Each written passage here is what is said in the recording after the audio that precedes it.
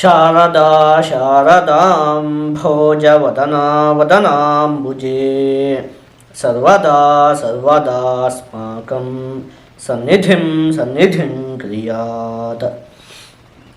ಮೀನರಾಶಿಯವರು ಎಲ್ಲ ಹುಷಾರಾಗಿದ್ದೀರಲ್ವಾ? ನಾವು ಈ ಜನವರಿ ತಿಂಗಳಲ್ಲಿ 2026ನೇ ಸಾಲಿನ ಜನವರಿ ತಿಂಗಳಲ್ಲಿ ನಿಮಗೆ ಮೀನರಾಶಿಯವರಿಗೆ ಏನೇನು ಫಲಪ್ರಾಪ್ತಿ ಆಗುತ್ತೆ ಅಂತ ಹೇಳಿ ನೋಡೋಣ. ಆದರೆ ಅದಕ್ಕಿಂತ ಮೊದಲು ನಾವು ಗ್ರಹಗಳ ಬದಲಾವಣೆಗಳ ಬಗ್ಗೆ ತಿಳ್ಕೊಳ್ಬೇಕಲ್ಲ. ಈ ತಿಂಗಳ 12ನೇ ತಾರೀಕಿನಂದು ಶುಕ್ರ ಗ್ರಹ, 14ನೇ ತಾರೀಕಿನಂದು ರವಿಗ್ರಹ, 15ನೇ ತಾರೀಕಿನಂದು ಕುಜಗ್ರಹ, 17ನೇ ತಾರೀಕಿನಂದು ಬುಧ ಗ್ರಹ ಮಕರ ರಾಶಿಗೆ ಪ್ರವೇಶವನ್ನು ಮಾಡ್ತಾ ಇರುವಂಥದ್ದು. ಇದಿಷ್ಟು ಕೂಡ ಈ ತಿಂಗಳಲ್ಲಿ ನಡೆಯುವಂತಹ ಪ್ರಮುಖವಾದ ಗ್ರಹಗಳ ಬದಲಾವಣೆ. ನಾನೀಗ ಇದನ್ನೆಲ್ಲ ಪರಿಗಣನೆಗೆ ತೆಗೆದುಕೊಂಡು ನಿಮಗೆ ಈ ಜನವರಿ ತಿಂಗಳಲ್ಲಿ ಮೀನರಾಶಿಯವರಿಗೆ ಏನೇನು ಫಲಗಳು ಪ್ರಾಪ್ತಿಯಾಗುವುದಕ್ಕೆ ಅವಕಾಶ ಇದೆ ಅಂತ ಹೇಳಿ ಒಂದು 10ರಿಂದ 11 ಅಂಶಗಳನ್ನು ಪಟ್ಟಿ ಮಾಡಿ ಇಟ್ಟಿದ್ದೀನಿ. ನೋಡ್ತಾ ಹೋಗೋಣ ಏನೇನು ಫಲ ಪ್ರಾಪ್ತಿಯಾಗೋದಕ್ಕೆ ಅವಕಾಶ ಇದೆ ಅಂತ ಹೇಳಿ. ನೋಡಿ, ಈ ತಿಂಗಳ 14ನೇ ತಾರೀಖಿನ ನಂತರ ಆರ್ಥಿಕ ಪರಿಸ್ಥಿತಿಯಲ್ಲಿ ಚೇತರಿಕೆ ಉಂಟಾಗುತ್ತೆ. ಅನೇಕ ಗ್ರಹಗಳು ನಿಮಗೆ ಏಕಾದಶ ಭಾವ, ಲಾಭ ಭಾವದಲ್ಲಿ ಸ್ಥಿರವಾಗುವುದರಿಂದ ಹಣಕಾಸಿನ ವಿಚಾರದಲ್ಲಿ ಈ ಹಿಂದಿಗಿಂತ ಪರಿಸ್ಥಿತಿ ಅಂತ ಹೇಳುವಂಥದ್ದು ಉತ್ತಮಗೊಳ್ಳುತ್ತೆ.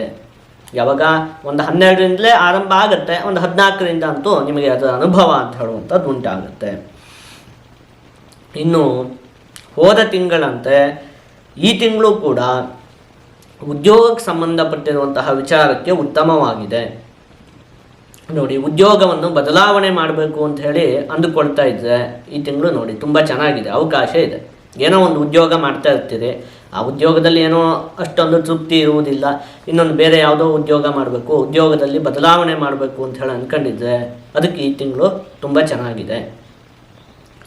ಅಥವಾ ನೀವು ಎಲ್ಲೋ ಒಂದು ಕಡೆ ಕೆಲಸ ಮಾಡ್ತಿರ್ತೀರಿ, ಅದೇ ಉದ್ಯೋಗನೇ ಒಂದು ಕಡೆ ಕೆಲಸ ಮಾಡ್ತಿರ್ತೀರಿ, ಅಲ್ಲಿ ಅಷ್ಟೊಂದು ತೃಪ್ತಿ ಇರೋದಿಲ್ಲ, ಇನ್ನೊಂದು ಕಂಪ್ನಿಗೆ ಹೋಗಬೇಕು, ಬೇರೆ ಕಡೆ ಹೋಗಿ ಅದೇ ಉದ್ಯೋಗನೇ ಮಾಡಬೇಕು ಅಂತ ಅಂದ್ಕೊಂಡಿದ್ರು, ಅದಕ್ಕೂ ಒಟ್ಟಿನಲ್ಲಿ ಚೆನ್ನಾಗಿದೆ. ಉದ್ಯೋಗದ ಬದಲಾವಣೆಗೆ ಈ ಒಂದು ತಿಂಗಳು ಅಂತ ಹೇಳೋದು ಚೆನ್ನಾಗಿದೆ.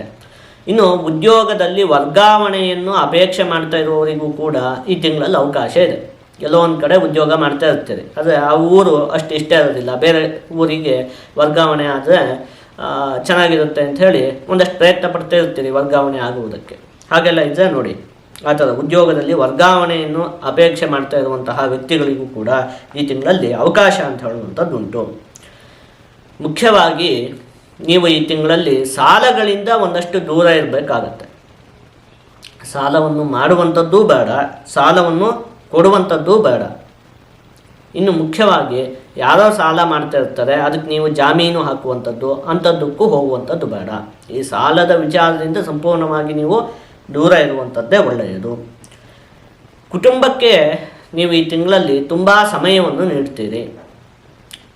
ಕುಟುಂಬದ ಸದಸ್ಯರ ಜೊತೆಗೆ ಅತಿ ಹೆಚ್ಚು ಸಮಯವನ್ನು ನೀವು ಕಳೆಯುವಂತಹ ಯೋಗಗಳು ನಿಮಗಿದೆ. ಉದ್ಯೋಗದಲ್ಲಿ ಶ್ರಮಕ್ಕೆ ತಕ್ಕದಾದಂತಹ ಪ್ರತಿಫಲ ನಿಮಗೆ ಪ್ರಾಪ್ತಿಯಾಗುತ್ತೆ. ಈ ಹಿಂದೆ ಯೋಚನೆ ಮಾಡಿದಂತೆ ಉದ್ಯೋಗದ ವಿಚಾರಕ್ಕೆ ಚೆನ್ನಾಗಿದೆ. ನೀವು ಎಷ್ಟು ಪರಿಶ್ರಮ ಪಡ್ತೀರೋ ಅದಕ್ಕೆ ತಕ್ಕದಾದಂತಹ ಪ್ರತಿಫಲ ಅಂತ ಹೇಳುವಂಥದ್ದು ನಿಮಗೆ ಸಿಗುತ್ತೆ. ಕೆಲವೊಂದು ಸಲ ನಾವು ತುಂಬ ಬೆಳಿಗ್ಗೆಯಿಂದ ರಾತ್ರಿವರೆಗೆ ಕೆಲಸ ಮಾಡಿದ್ರು 50-100 ರೂಪಾಯಿನೋ ಲಾಭ ಆಗುತ್ತೆ. ಆ ಥರ ಆಗೋದಿಲ್ಲ. ನೀವು ಎಷ್ಟು ಒದ್ದಾಡ್ತೀರೋ ಅದಕ್ಕೆ ಸರಿಯಾದಂತಹ ಲಾಭ ಅಂತ ಹೇಳುವಂಥದ್ದು ಈ ತಿಂಗಳಲ್ಲಿ ಪ್ರಾಪ್ತಿಯಾಗುತ್ತೆ. ಇನ್ನು ಸ್ವಂತ ಉದ್ಯಮ ಆರಂಭ ಮಾಡಬೇಕು ಅಂತ ಹೇಳಿ ಅಂದ್ಕೊಂಡಿರುವಂತಹ ವ್ಯಕ್ತಿಗಳಿಗೂ ಕೂಡ ಈ ಒಂದು ತಿಂಗಳು ಉತ್ತಮವಾಗಿದೆ, ಆರಂಭಿಸಬಹುದು. ಇನ್ನು ಬಂಧುಗಳಿಂದ ಕೆಲವೊಂದಷ್ಟು ಚುಚ್ಚು ಮಾತುಗಳನ್ನು ಕೇಳಬೇಕಾಗತ್ತೆ. ಶನಿಗ್ರಹ ಎಲ್ಲಿದೆ? ನಿಮ್ಮ ರಾಶಿಯಲ್ಲೇ ಸ್ಥಿತವಾಗಿದೆ ಅಲ್ವಾ? ಜನ್ಮ ಶನಿ ಅಂತ ಹೇಳುವಂಥದ್ದು ನಡೀತಾ ಇದೆ. ಹಾಗಾಗಿ ಬಂಧುಗಳು ನಿಮ್ಮ ಬಗ್ಗೆ ಸುಮ್ಮನೆ ಏನೋ ಮಾತನಾಡುವಂಥದ್ದು ಇತ್ಯಾದಿಗಳನ್ನೆಲ್ಲ ಮಾಡ್ತಾರೆ. ಕಾಲಿನ ಉಗುರಿನ ಆರೋಗ್ಯದ ಬಗ್ಗೆ ಒಂದು ಸ್ವಲ್ಪ ನೀವು ಗಮನ ಕೊಡಬೇಕಾಗತ್ತೆ.